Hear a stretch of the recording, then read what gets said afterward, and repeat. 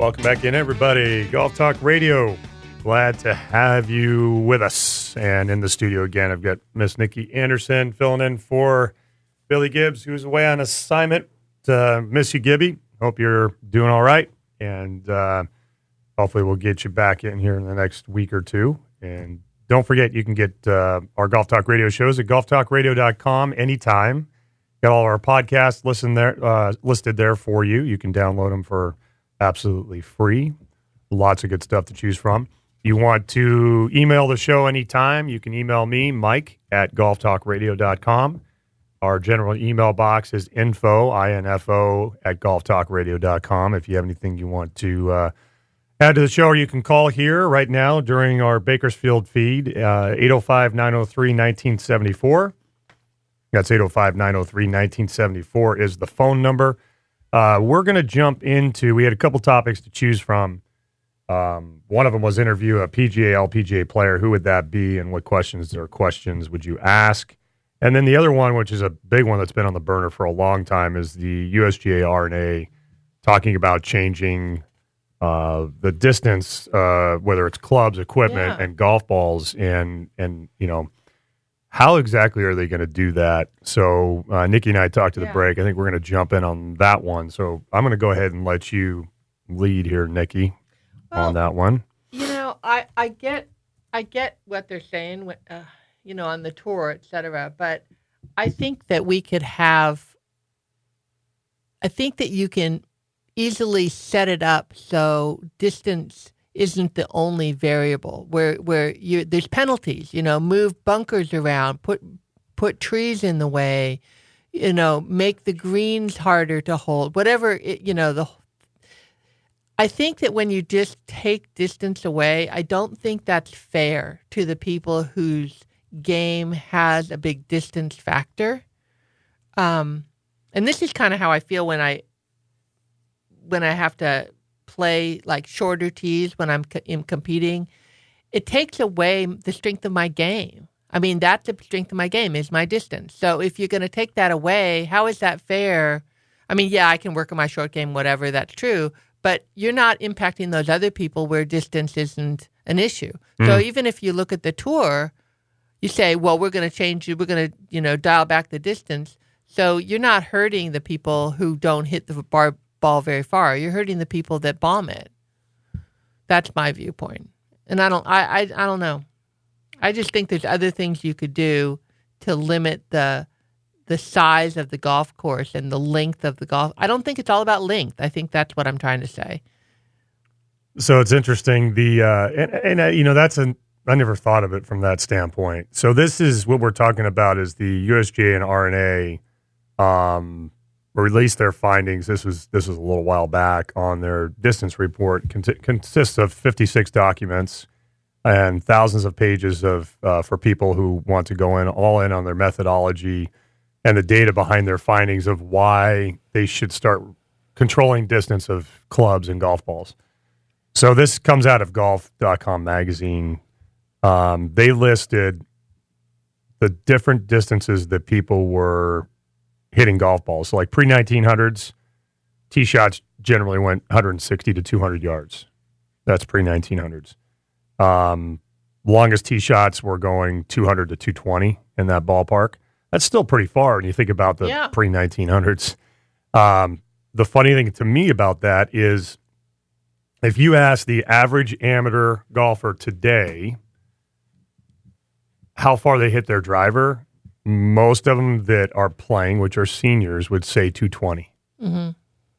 So it really hasn't changed. When you really stop and think about it from that perspective for that group of people, right? It hasn't changed. Right. So this is, and the reason I bring that up, this is kind of one of the things that is a big discussion point on changing the equipment, changing the golf ball. Right. Everybody's played under the same rules in the game of golf forever. It didn't matter whether you were a touring player, right. Didn't matter whether you were an amateur. And so I think where some of the traditionalists are coming up and saying, look, the traditions of the game should be the traditions of the game through whatever kind of player you are. Mm-hmm. It doesn't matter. You know, there's not lines drawn by whether you're a professional or not. Right. And I said this a while back, and I'm not saying this to toot my own horn, but I said this a while back. Like, I don't think there's anything wrong with having a pro game, a pro tour game that has different sets of guidelines versus an amateur game. Mm-hmm. I really don't think there's anything wrong with that. Football does that with extra points. Football does that with some of the scoring. Football does that with the width of the field. You know, when kids are playing Pop Warner or even college games, or even if you Is a college field different? or even Canadian Football League. The Canadian Football League is like 120-yard field. Oh. And it's wider. I can't remember how much wider it is, but it's a different game, but it's still football. Mm-hmm. And if your level of athleticism puts you in a pro category, to me, if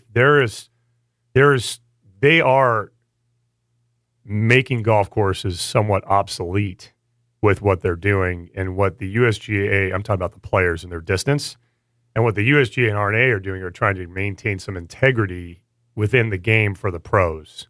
And I think that's what gets lost. Like, I'm a club pro, but I'm not a touring pro. Right. And you're an amateur golfer, but you're a tournament amateur golfer. So there could be different categories of all this stuff if you really stop and think about it to protect the integrity of the game in some ways. I mean, I think back to kind of tie this together. When I was a kid, the golf course I learned to play on was a par 63. So it had par threes, it had fours, and it had fives. As you got older, you could actually drive the par fours. Uh-huh. It was really, really fun. But the strategy of the game is gone. Like, it literally was gone. Like, you just took your driver, and the hole was, a 250-yard par four. Uh-huh. And it took all the bunkers out of play. It took all the water out of play. It didn't matter, because even if you missed the shot, and my point is that golf course is shorter, and this is back in the 80s. Right. You lost the integrity of the game. Like, looking back on it, you lost the ability to go like, okay, I can't hit this club 240. Therefore, I have to think, and I'm going to have to hit an iron off the tee and place it here. And then I'm going to have to figure out what club do I want to hit and what kind of shot do I want to hit, instead of just going, oh, it's my driver. I'm just going to bomb it over everything, and it doesn't matter. But can't you change things like where the bunkers are, or what happens if you go long in terms of native area? I think the easiest thing is like what you just said, is like grasses and native areas and how things are cut. Right. That's the easiest way. Right. Changing bunkers and things like that, like for some of the facilities, that'd be nearly impossible. Because if you've got public facilities and you're building new bunkers, I mean, how many new holes would you have to build and replace and place bunkers, right? Yeah. Well, then narrow the fairways. Yeah. And then at that point, too, if it's a public golf course like, say, Torrey Pines, but architects can do this stuff. But if it's a public golf course like Torrey Pines and you're moving it for this one event, and then it becomes an impossible course for the public, and that place relies on the public to be alive. Right. And that's a problem. You're right. There. So that's an area I see. But the biggest changes that I could see, as far as, because I think getting the equipment to change, and getting the golf balls to change. I mean, the companies the manufacturers of these products are going to scream, holy, you know what? Oh yeah. It's gonna be really hard to put a restriction on anything that make it less of what is already restricted. Right. It seems like balls is the best option. I mean, it's the livelihood. It's the livelihood of a lot of these companies. And you look at a company like Titleist. I mean, Titleist has been driven forever by their golf ball. Mm-hmm. So how do you go into a golf ball company like Acushnet, Titleist, and say, you're going to have to change that Pro V1? Yeah.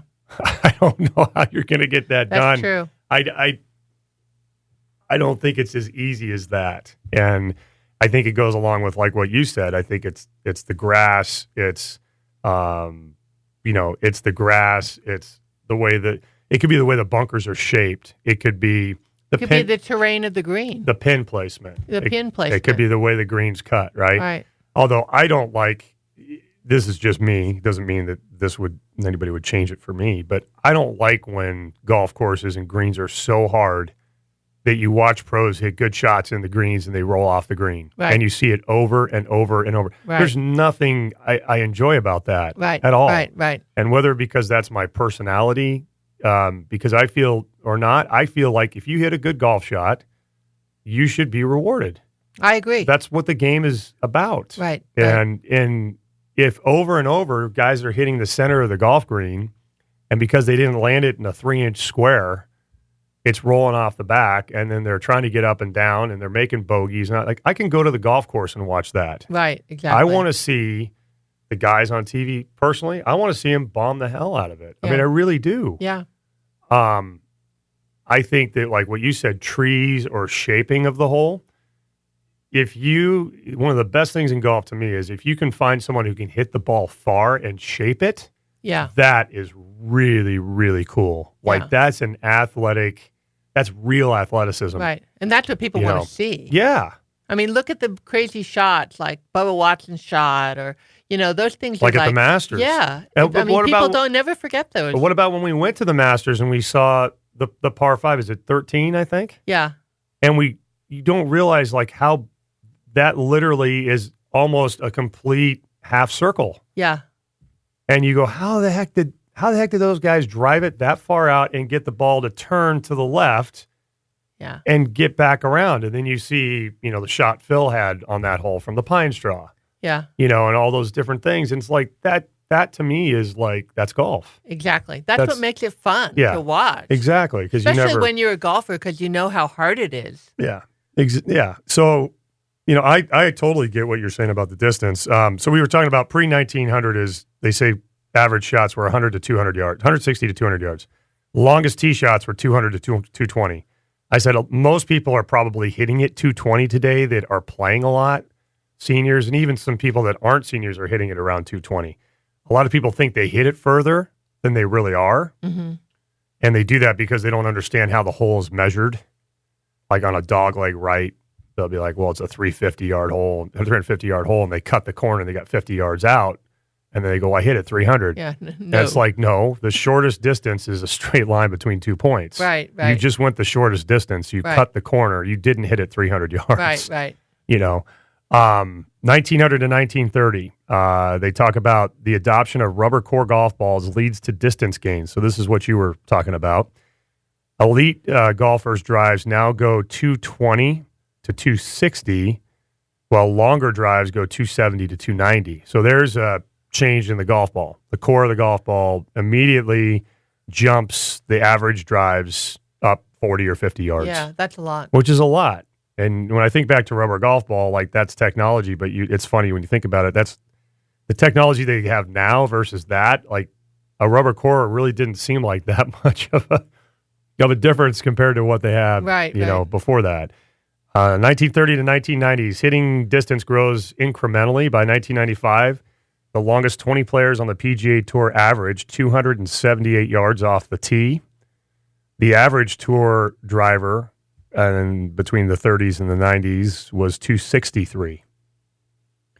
So then we get to the mid-1990s to 2003. The cutting-edge innovations are introduced. Club design, ball design continue to gain big distance. Tour average goes from 263 to 286. So now you're talking 25 yards roughly. And the longest hitters, the top 20 longest hitters from the 1990s to 2003 are averaging 303 yards. Mm-hmm.